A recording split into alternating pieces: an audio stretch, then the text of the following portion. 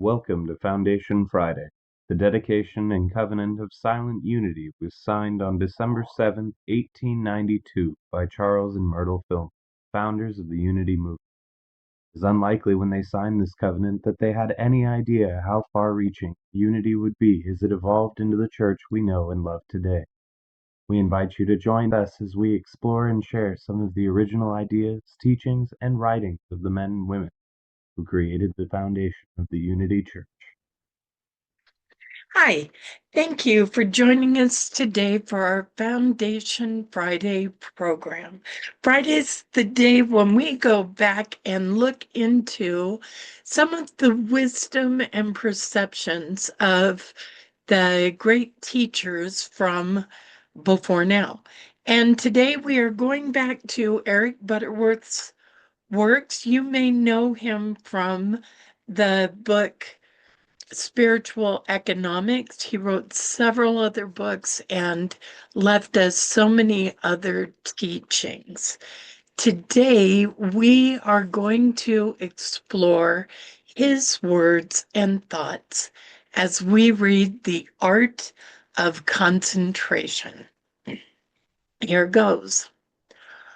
Holding a magnifying glass, you can focus the sun's rays and burn a hole in paper. This is a simple illustration of concentration. The same power to burn is present during all the hours of sunlight, but only when focused is that power effective. In a like manner, we can do little without proper concentration. All forces in our nature, organic and inorganic, amount to nothing unless they are concentrated.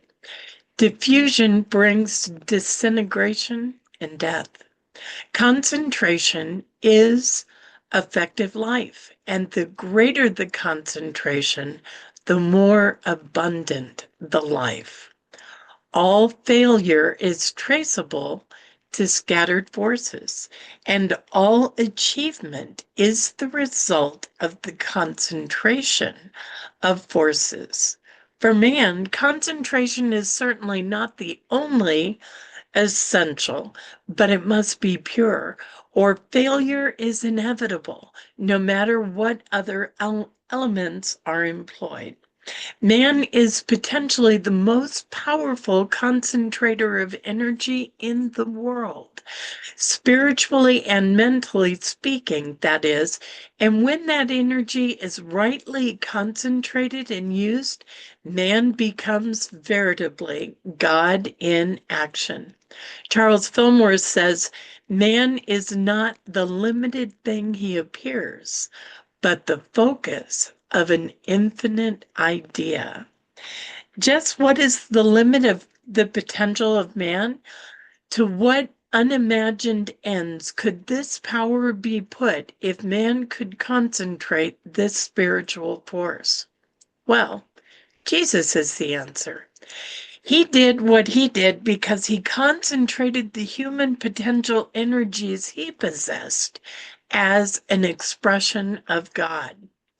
The key to the teachings of Jesus is that no matter what you want and need to do, there is always enough power within you to accomplish it, provided that you apply it constructively in perfect concentration. But people tend to dissipate it in diversions and negative thoughts and procrastination, even in self-doubt. You can effectively apply this in only one direction at a time. Concentration actually may be thought of as thought in harness. No one has ever measured the power of thought, and no one ever will, in all probability, because it is apparently infinite. This is why when some persons tackle what appears to be impossible, they accomplish it.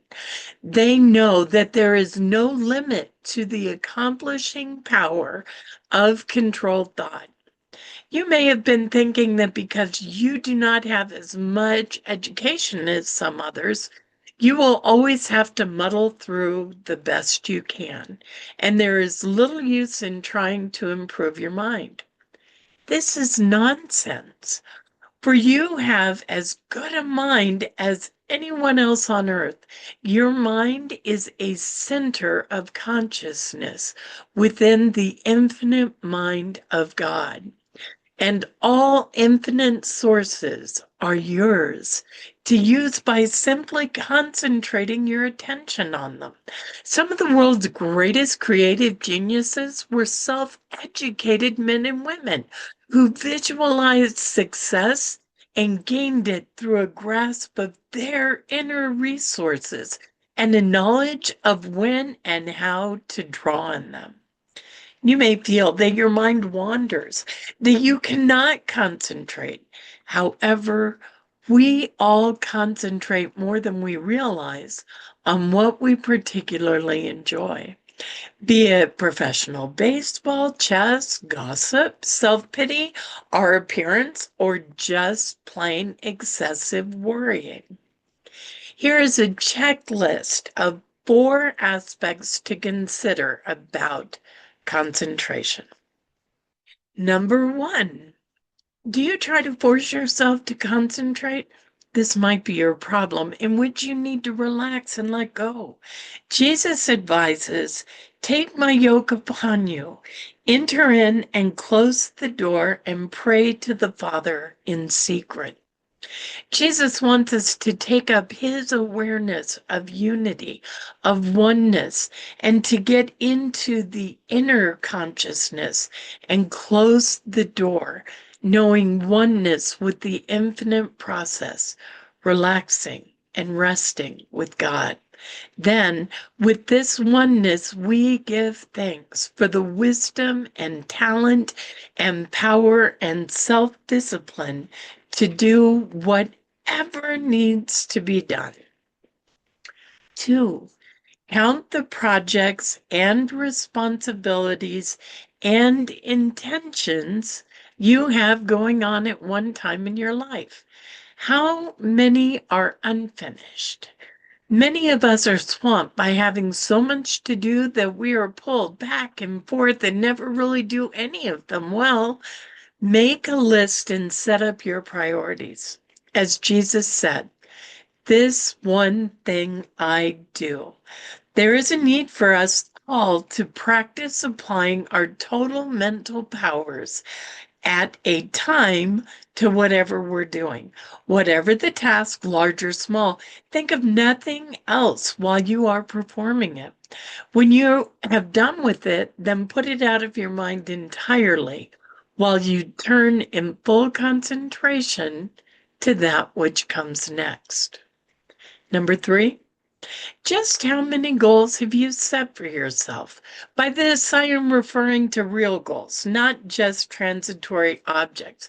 Much of our restlessness that results in failure to concentrate comes because we are surrounded by stimuli and hence want to do just about everything.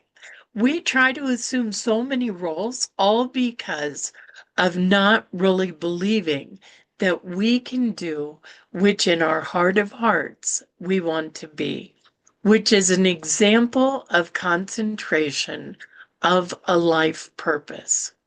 An acorn can be only just that and then an oak tree. Hence, its energy and force are focused on its potential. When the acorn is dropped in the crevice of a huge rock, it can and often does split the boulder asunder in the process of becoming a mature tree. In a like manner, nothing can hold you back if you will only concentrate on being just who you are. 4, is your existence focused on getting or giving? Answer this honestly. In your occupation, are you just making a living or are you giving your talents and abilities to the rest of the world? Thinking of gain while working or making any donation is sure to scatter your forces and corrupt the creative process by putting those unattractive dollar signs in your eyes. One who concentrates on giving instead of giving, on being instead of having, harnesses undreamed of power. A simple but effective technique for you to use in concentrating, in prayer, in treatment, or in working for a demonstration through right thinking, through imagination and vision, is stated in this exercise. Since the mind tends to think in images, pretend that you own some motion picture films and want to screen one of them. Having selected one, just one, turn your thoughts inward and envision a black and white motion picture screen stretched across the inner field of your consciousness. Now, hold it. This focuses attention and tends to build confidence in your ability to concentrate. Now, what more than anything else do you desire to demonstrate in your life? Throw a picture of that one thing, and I mean one thing, on the screen, seeing yourself as you would like to be in your life or as you would prefer it to be expressed. The picture of your desire, your intention, has now been fixed in your subconscious mind. From time to time, visualize that blank screen again and let the same image appear on it. Do this enough, and you will find it flowing into your life's experiences. It will come about as a result of this prayer in concentration. Whenever you have important work before you requiring full concentration, get still and know that you do possess the intelligence, the intuition, the insight necessary beyond your conscious comprehension. This superior intelligence might be called the Christ mind. Concentration is the key to power and success, and keeping your mind centered and poised in the Christ mind is the key to perfect concentration. Here is a statement I use often. I am poised and centered in the Christ mind, and nothing can disturb the calm peace of my soul. I am the power of perfect concentration. This sums up for us the art of concentration. Okay, so that was his lesson. There were a couple of things we kind of brushed past that I wanted to talk about. The first one that came up for me in when he talks about concentrating and giving your full desire, your full attention to one goal, that reminded me of Myrtle Fillmore learning that she could heal her body.